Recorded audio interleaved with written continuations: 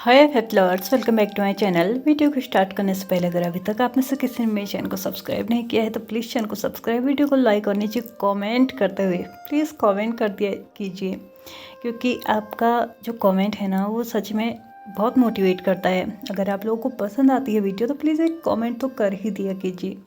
इसके अलावा 2 दिन से कुछ भी अपलोड नहीं हुआ है, उसका रीज़न है कि मेरे एग्ज़ाम शुरू हो चुके हैं और जैसे कि एज ए बैक बेंचर मुझे एग्ज़ाम के पहले दिन ही पढ़ना ज़्यादा सूट करता है। तो मैं कल परसों वही कर रही थी। परसों तो खैर मैं कॉलेज का काम कर रही थी और कल मैं थोड़ा बहुत पढ़ रही थी। हालांकि पढ़ाई के नाम पे मैं कुछ भी फ़ोन ही चला रही थी, लेकिन फिर भी थोड़ा बहुत पढ़ना ज़रूरी होता है, इसलिए मैं पढ़ रही थी, जिसकी वजह से मैं कल कुछ भी अपलोड नहीं कर पाई। तो चलिए अब अपने पेनफुल लव के नेक्स्ट पार्ट को स्टार्ट करते हैं। लास्ट पार्ट पे हमने देखा था कि विंग की जो थी ना, थोड़ी सी हेल्थ इश्यूज हो चुके थे। हेल्थ इश्यूज कुछ बहुत छोटे मोटे नहीं थे, वो एक सीरियस सा हो चुका था। विंग जो था वो टेम्परेरी कोमा में जा चुका था, जिसके चलते हो सकता है कि वो परमानेंटली भी कोमा में जा सकता है और हो सकता है कि वो वापस भी आए। लेकिन हाँ, वापस आने का तरीका लैन वांग जी को बता दिया गया था और वो सिर्फ एक ही था कि वो अपने बॉडी की जो हीट थी ना वो उसको दे। उसकी हीट इस वक्त जो उसको हिट कर चुकी है उसको शांत करे, वरना उसका होश में आना बहुत ज़्यादा मुश्किल है। लेकिन लैन वांग जी जो कि उसूलों का पक्का है, ऑफ कोर्स सी बात है, ऐसा नहीं है कि उसको विंग के साथ कुछ प्रॉब्लम है या फिर वो विंग को अभी भी पसंद नहीं करता है या फिर अभी उसके मन से ये आवाज़ नहीं आ रही है कि उसे ये सब कुछ करना चाहिए। लेकिन हाँ, कभी भी वो ये सब कुछ करने के बारे में सोचेगा तो ऑफकोर्स सी बात थी, उसने यही इमेजिन किया था कि विंग और वो बहुत प्यार के साथ ये सब कुछ करेंगे। लेकिन एक मजबूरी के साथ अगर उसे करना पड़े तो ऑफकोर्स सी बात थी, कहीं ना कहीं वो रुकेगा या उसका दिल उसे रोकेगा। इस वक्त लैन वांग जी के साथ बिल्कुल वैसा ही हो रहा था। वो सिर्फ भगवान से प्रे कर रहा था कि विंग होश में आ जाए। लेकिन प्रे तभी काम आती है जब आप कुछ कर्म भी करेंगे। आपकी दुआएं भी तभी काम आती हैं जब आप कर्म करेंगे। अगर कर्म ही नहीं करेंगे तो ऑफकोर्स सी बात है, आप दिन भर दुआएं कीजिए, कोई फ़र्क नहीं पड़ेगा। दिन भर भगवान जी से आप मिन्नत कर लीजिए, उसका क्या ही फ़ायदा होगा। इसलिए लैन वांग जी को भी इस वक्त कुछ कर्म करने की ज़रूरत थी। लेकिन अब जो था ना, विंग की हालत थोड़ी बहुत और नाजुक होने लगी थी। लैन वांग जी ने जब उसकी पल्स चेक की थी तो वो पल्स रेट बहुत कम हो चुका था, या ये कहो कि एकदम स्लो चल रहा था। इवन उसका जो बीपी था, बीपी कहना शायद सही नहीं होगा क्योंकि बीपी, बहुत सारे लोग बोलेंगे कि बीपी तो नई बीमारी है, तो मैं इसको रक्तचाप बोलूँगी। हाँ, जो उसका रक्तचाप था वो भी बहुत ज़्यादा कम होते जा रहा था और उसकी हीट की वजह से उसकी बाहर की बॉडी तो बहुत ज़्यादा गर्म थी, लेकिन उसकी इंटरनल बॉडी अभी गर्माहट चाहती थी, जो कि लैन वांग जी उसको दे सकता था। लेकिन वो किस चीज़ की वजह से रुका हुआ था उसे खुद भी नहीं पता था। लेकिन विंग की ऐसी हालत बिगड़ते हुए देख वो शायद ही खुद को अब रोक पाएगा। हर वक्त वो विंग से बस यही उम्मीद कर रहा था कि विंग अगले पल अपनी आँख खोलेगा। लेकिन विंग शायद आज लैन वांग जी की ये मुराद तो पूरी नहीं होने वाली है बिना उसके कुछ किए। यहाँ पे मजबूरन लैन वांग जी को डिसाइड करना ही पड़ा कि अब उसको वो करना ही पड़ेगा, भले ही वो खुद से नज़रें मिलाए या ना मिलाए। लेकिन विंग को खोने का रिस्क तो वो नहीं ले सकता। उसने फाइनली अपने दिल पे पत्थर रख के या फिर अपने आप को मजबूत करके ये डिसाइड किया कि वो वही करेगा जिस चीज़ को इस वक्त जिस चीज़ की ज़रूरत विंग को इस वक्त है। लैन वांग जी ने अपने उसी वरिड फेस के साथ, उसी गिल्ट भरे फेस के साथ विंग के हाथ को अपने हाथ में लिया और उसके बाद एक सॉफ्ट सा किस उसके हाथ पे करते हुए अपने मन ही मन में उससे माफ़ी भी मांग ली कि वो अब जो करने जा रहा है उसकी इच्छा के विरुद्ध करने जा रहा है, यानी कि उसकी इच्छा यहाँ पे अभी उसने जताई नहीं है। ऑफ कोर्स सी बात है, विंग बेहोश है तो क्या ही वो इच्छा जताएगा। इसलिए वो उसके लिए उसको माफ़ी भी मांग रहा है कि वो जो करने जा रहा है इस वक्त वो गलत है, लेकिन उसको करना ज़रूरी है। फाइनली लैन वांग जी ने अपने कपड़ों को रिमूव करना स्टार्ट किया और साथ ही साथ विंग के कपड़ों को भी रिमूव करना स्टार्ट किया। यहाँ पे अगले ही कुछ टाइम के बाद वो दोनों ही एकदम नेकेड उस बेड पे पड़े हुए थे। लेकिन अभी भी लैन वांग जी कहीं ना कहीं डर रहा था। लेकिन हाँ, उसको ये करना है, ये बात उसके माइंड में एकदम क्लियर हो चुकी थी। और आगे उन्होंने क्या किया होगा ये हमारी इनोसेंसी वांगशन फैंडम अच्छे से जानती है, तो हम इस पार्ट को यहीं पे स्किप करते हैं और आगे बढ़ते हैं। ऑलमोस्ट अर्ली मॉर्निंग नहीं, मतलब सुबह के 4 या 3:30 के आसपास था, जब लैन वांगजी विंग को अपने आर्म्स में लेके बिल्कुल बेड पे पड़ा हुआ था और वो कहीं ना कहीं एक गिल्ट के इस दलदल पे धंसा हुआ था ना, जहाँ पे उसको नज़र ही नहीं आ रहा था कि विंग ऑलमोस्ट नॉर्मल हो चुका है, लेकिन हाँ अभी भी उसके बॉडी पर वीकनेस है। विंग हल्का हल्का सा होश में भी आ चुका था। हाँ, वो पूरी तरीके से होश में नहीं था, या ये कहो कि होश में आ भी गया था तो भी वो नींद में था। इस वक्त विंग लैनवांग जी के आर्म्स को अपने अराउंड ऑफ अच्छे से महसूस कर पा रहा था, लेकिन फिर भी वो इतना कंफर्टेबल फील कर रहा था, इतना शांति महसूस कर रहा था, या ये कहो कि वो इस चीज़ को कब से चाह रहा था और आज वो मिल रही है तो उस चीज़ को एंजॉय कर रहा था। लेकिन यहाँ पे लैनवांग जी, जो कि विंग को अभी भी अपने आर्म्स में लेके बैठा हुआ था, उसके सर को अपने चेस्ट पे रखे हुए था, वो बेचारा रात भर ना सो पाया था। इवन उसने तो पलके तक नहीं झपकाई थी। और यहाँ पे विंग क्योंकि नॉर्मल होने लगा था, ऑलमोस्ट सुबह 4 बज चुके थे। लैनवांग जी फाइनली अपने सेंस में आता है और उसके बाद विंग को चेक करता है तो विंग नॉर्मल हो चुका था, जिस बात की खुशी लैनवांग जी को बहुत ज़्यादा थी। लेकिन अगले ही पल उसे याद आता है कि उसने क्या किया है, तो ये गिल्ट उसे और भी ज़्यादा खाया जा रहा था। 4 बजे के बाद उसने अपने मॉर्निंग रूटीन्स करना स्टार्ट कर दिया और विंग को कंफर्टेबल पोजीशन में लेटा के वो वहाँ से जा चुका था। लगभग 2 घंटे के बाद अपने सारे काम कर लेने के बाद, अपने मेडिटेशन, अपने मॉर्निंग रूटीन्स, हर एक चीज़ को कंप्लीट कर लेने के बाद वापस से लैनवांग जी जब कमरे में आता है तो वो जाने से पहले लैन हीलर्स को बोल के गया था कि वो एक बार विंग को जाके चेक कर ले, और उन्होंने विंग को चेक कर लिया था और ये श्योर किया था कि विंग अभी पूरी तरीके से स्वस्थ है, बस उसे रेस्ट की ज़रूरत है। यहाँ पे विंग अभी भी सोया हुआ था, लेकिन हाँ लैनवांग जी जब कमरे के अंदर आया था तो उसने आहट पहचान ली थी, या एक होकर उसको पता चल चुका था कि कमरे के अंदर कोई आया है। लैनवांग जी डायरेक्टली जाके अपने बालों को बनाने के लिए वो मिरर के आगे पहुंचा ही था कि उसने मिरर में अपने आप को देखा और फिर से इमेजिन किया वो नाइट का मतलब स्कैन जो कि उसने नाइट में किया था। और ये सारी चीज़ें उसको मतलब एक अजीब सी फीलिंग दे रही थी, मानो उसने विंग के साथ न जाने कितना गलत कर दिया हो या फिर विंग का फ़ायदा उठाया हो। बहुत सारी चीज़ें थी जो इस वक्त उसके माइंड में चल रही थी। हालांकि एक सच्चाई वो अच्छे से जानता था कि विंग के साथ उसने कुछ भी गलत नहीं किया है और ना ही उसने विंग के साथ कुछ ज़बरदस्ती की है। उसने जो कुछ भी किया है वो विंग को बचाने के लिए किया है, लेकिन फिर भी उसका माइंड बस यही बोल रहा था कि एटलीस्ट उसे ये नहीं करना चाहिए था। लेकिन क्या किया जा सकता है, जो हो चुका है वो हो चुका है और उसका रिजल्ट एक पॉजिटिव वे में आया है, तो शायद लैनवांग जी को इतनी सोचने की ज़रूरत तो नहीं है।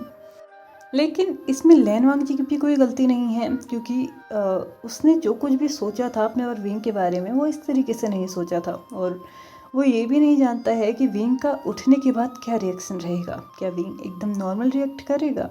क्या विंग जो कुछ भी उसके साथ किया गया उसके लिए लैनवांग जी को ब्लेम नहीं करेगा? बहुत सारी चीज़ें लैनवांग जी के दिमाग में चल रही थी और कहीं ना कहीं उसको ये लग रहा था कि हो सकता है कि उठने के बाद जब विंग को पता चलेगा कि उसके साथ क्या किया गया है तो शायद वो लैनवांग जी को इतनी इजीली तो माफ़ नहीं कर पाएगा, या हो सकता है कि उसके बाद लैनवांग जी के जो प्रॉब्लम्स हैं ना वो और भी ज़्यादा बढ़ेंगी।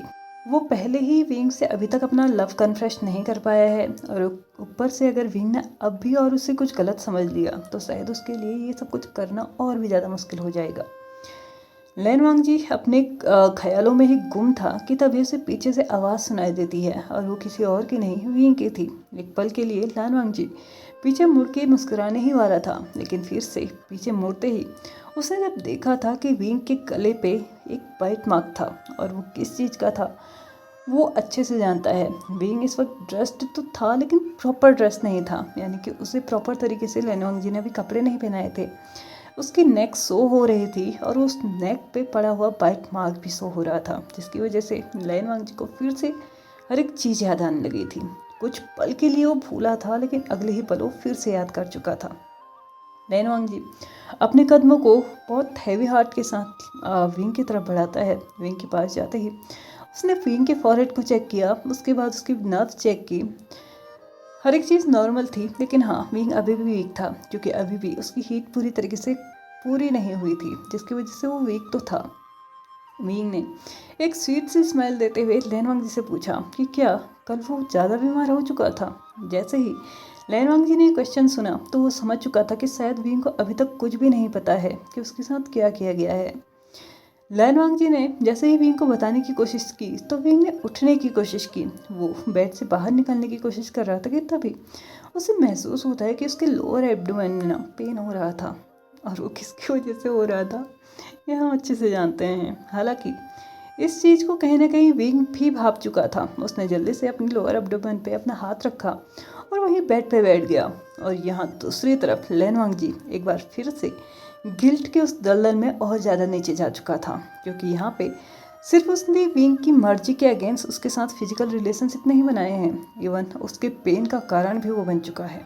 लैनवांग जी ने विंग से पूछा कि क्या वो ठीक है, क्या उसको उसकी हेल्प की ज़रूरत है। तो विंग ने लैनवांग जी को एक स्वीट सी स्मेल देते हुए बोला, नहीं वो बिल्कुल ठीक है, वो मैनेज कर लेगा, उसे अभी वॉशरूम यूज़ करना है तो वो जा सकता है। लैनवांग जी ने विंग के हाथ को पकड़ा और उसे वॉशरूम की तरफ बढ़ाना स्टार्ट किया। विंग अभी भी थोड़ा सा पेन में तो था, क्योंकि एक तो जो कुछ भी हुआ था उसके अनकॉन्शियस स्टेज में हुआ था, ऊपर से वो फर्स्ट टाइम था, और उसके ऊपर से वो ऑलरेडी बहुत ज़्यादा वीक था, जिसकी वजह से उसको तकलीफ़ होना तो एकदम नॉर्मल सी बात है। लैनवांग जी ने विंग को अपनी तरफ खींचा, उसको अपने आर्म्स में लिया एक ब्राइडल स्टाइल में, और उसके बाद उसको हॉट जो टब था ना, बाथ टब था, उसमें जाके रख दिया। और उसके बाद पर्दा लगाने के बाद उसने बोला कि अगर उसे किसी चीज़ की ज़रूरत हो तो उसको आवाज़ लगा सकता है। लैनवांग जी की इस तरीके की केयर देख के कहीं ना कहीं विंग बहुत ज़्यादा खुश था। उसे लग रहा था कि शायद लैनवांग जी जो कुछ भी हुआ, हाँ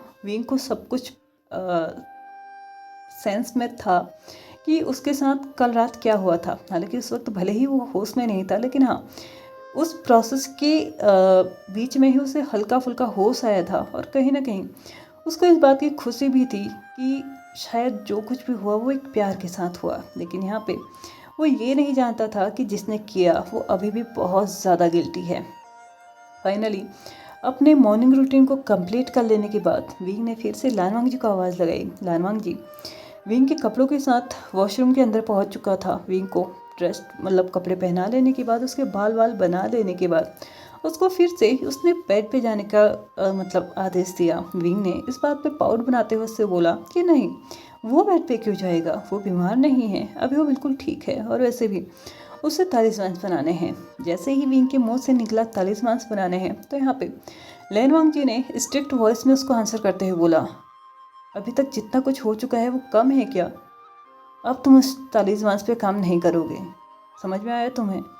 हम कोई और उपाय ढूंढ लेंगे। लैनवांग जी ने जो अभी तक आई कांटेक्ट विंग के साथ बनाया हुआ था उसको ब्रेक करते हुए यहाँ से जाने की कोशिश की, तो विंग ने लैनवांग जी के हाथ को पकड़ते हुए उसको रोकने की कोशिश की। तो लैनवांग जी ने फिर से उसको स्ट्रिक्ट वॉइस में एकदम क्लियरली उसको आदेश दे दिया कि नहीं, अब वो उन सब चीज़ों में काम नहीं करेगा। वैसे भी जितने तालिस्मान्स बनने थे बन चुके हैं, जिनको जितना यूज़ करना है वो करे, जो जिसकी प्रॉब्लम है वो झेले। हर एक चीज़ के लिए तुम रिस्पॉन्सिबिलिटी नहीं ले सकते हो।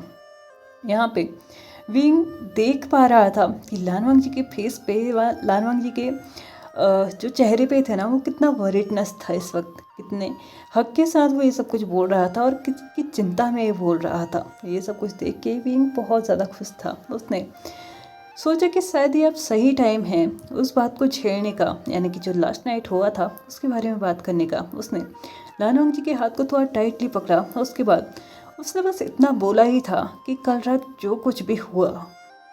विंग का ऐसा बोलना कंप्लीट हो पाता इससे पहले ही लैनवांग जी ने अपने हाथ को उसके हाथ से छुड़ाया और बिना विंग की तरफ देखे उसने विंग को बोल दिया कि इस वक्त तुम्हें रेस्ट की ज़रूरत है, तो तुम्हें रेस्ट करना चाहिए। विंग की तरफ बिना देखे ही लैनवांग जी ने अपने कदमों को उस कमरे से बाहर कर दिया, यानी कि वो इस वक्त उस कमरे से बाहर हो चुका था। और विंग जो कोई यहाँ पे बैठे बैठे ये सोच रहा था कि एटलीस्ट तुम जाते जाते ये तो सुन जाते कि मैं क्या बोलने वाला था। लेकिन शायद लैनवांग जी को लग रहा था कि विंग इस बारे में बात करेगा, उससे बोलेगा कि उसने जो कुछ भी किया वो गलत किया, एटलीस्ट उसकी मर्जी का तो वो वेट कर सकता था। हालांकि वो उसको समझा सकता है कि उसने ये सब कुछ क्यों किया, लेकिन फिर भी हो सकता है कि विंग उसकी बात माने और हो सकता है ना भी माने।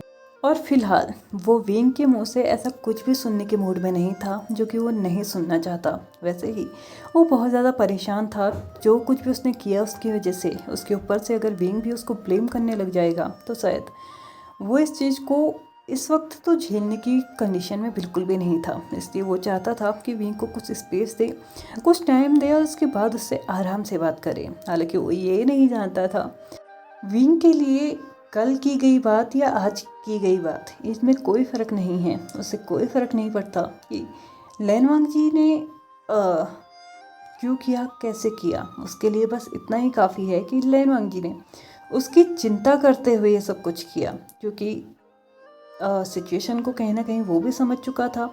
और लैन हीलर्स जो आए थे वो आधी अधूरी बात बता ही चुके थे। और जैसे कि इन प्रोसेस के टाइम पे, उस टाइम पे वो हाफ अनकॉन्शियस था, हाफ कॉन्शियस में आ चुका था, तो आधी सारी चीज़ें उसको खुद ही पता चल चुकी थी।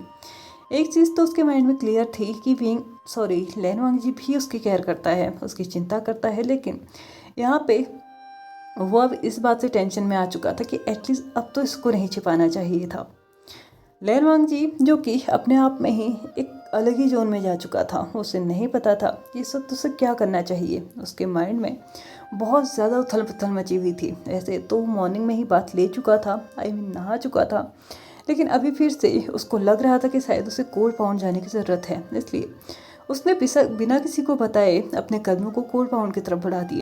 कोल्ड पाउंड में जाके वो अपने आप को शांत करने की कोशिश कर रहा था, अपने दिमाग को समझाने की कोशिश कर रहा था कि उसने जो कुछ भी किया वो विंग का फ़ायदा उठाना नहीं था।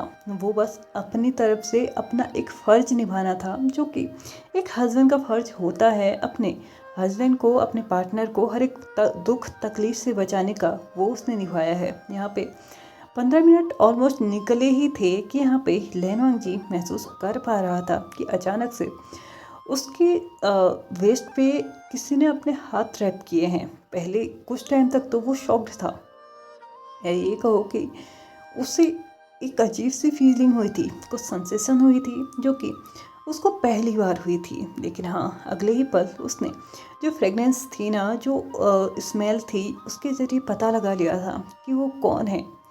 उसने विंग के हाथों के ऊपर अपने हाथ रख के, जो कि इस वक्त विंग के हाथ उसके वेस्ट के अराउंड रैप थे, उसने उनको थोड़ा सा ढीला करके मोड़ने की कोशिश की तो विंग ने उसको रोक लिया। अपने सर को, अपने चिन को उसके शोल्डर पर रखते हुए अपने आप को थोड़ा रेस्ट देते हुए उसने बोला, ऐसे ही रहो, मुझे कुछ टाइम ऐसे ही रहना है। लैनवांग जी ने विंग की बात मानते हुए अपने आप को बिल्कुल भी मूव ना करते हुए बिल्कुल वैसे ही पोजीशन में खड़ा कर लिया। और उसके बाद थोड़ी देर के बाद जब उसने देखा कि विंग अपनी आंखें बंद किए हुए था, तो उसने विंग से पूछा कि वो यहाँ पे क्या कर रहा है, उससे तो इस वक्त रेस्ट करना चाहिए ना। तो लैनवांग जी को आंसर करते हुए विंग ने बोला, मुझे लगता है कि मेरे रेस्ट करना बाद में आएगा, लेकिन पहले मुझे मेरे हस्बैंड की जो मिसअंडरस्टैंडिंग है ना, उससे क्लियर करना चाहिए। तुम्हें क्या लगता है, तुमने जो कुछ भी किया वो गलत था? तुम और मैं, हम दोनों पार्टनर्स हैं लैनजान। ये चीज़ें हम दोनों के बीच में नॉर्मल होनी चाहिए, ना कि गिल्ट के चलते। तुम्हें नहीं लगता कि जो कुछ भी हमारे बीच में हुआ वो हर एक पार्टनर के बीच में होता है? तो तुम इतना गिल्ट क्यों फील कर रहे हो? मुझे पता है तुमने जो कुछ भी किया मुझे बचाने के लिए किया। जब मुझे कोई प्रॉब्लम नहीं है तो तुम किस बात की चिंता कर रहे हो? लैनवांग जी कुछ टाइम तक एकदम दंग रह चुका था, क्योंकि उसने विंग के मुंह से इस आंसर की उम्मीद तो नहीं की थी। उसने जल्दी से अपने आप को टर्न किया और उसके बाद विंग की आंखों में देखते हुए उससे कुछ टाइम तक बस निहारते रहा। और उसके बाद उसने क्वेश्चन किया, तुम्हें पता है क्या हुआ कल रात? तुम क्या जानते हो कल रात के बारे में? विंग ने लैनवांग जी के वेस्ट के अराउंड जो हैंड रैप थे ना, अब वो हैंड वहाँ से हटा के उसके नेक पर रख दिए थे, यानी कि नेक के अराउंड रैप कर लिए थे। और उसके बाद उसने बोला, मुझे सब कुछ पता है। वैसे तुम्हें नहीं लगता तुम कुछ ज़्यादा ही रफ थे? विंग की ये नोटी बातें सुनने के बाद लैनवांग जी, जो अभी तक शांत था, उसके एयर्स रेड होने लगे थे, उस पर गूज़बम्स आने लगे थे। और कहीं ना कहीं ये सारी चीज़ें ना विंग ने नोटिस कर ली थी। उसके बाद उसने ज़ोर से हंसते हुए बोला मुझे यकीन नहीं होता कल रात जिसने भी मेरे साथ वो किया वो तुम ही थे लांजान। चलो छोड़ो बाकी चीज़ें, अब बोल भी दो। लैन वांगजी ने क्वेश्चनिंग लुक के साथ विंग को देखा तो विंग ने उसको एक एंग्री लुक के साथ देखते हुए बोला, क्या मतलब है? अभी भी तुम अपने प्यार का कन्फेशन नहीं करोगे क्या?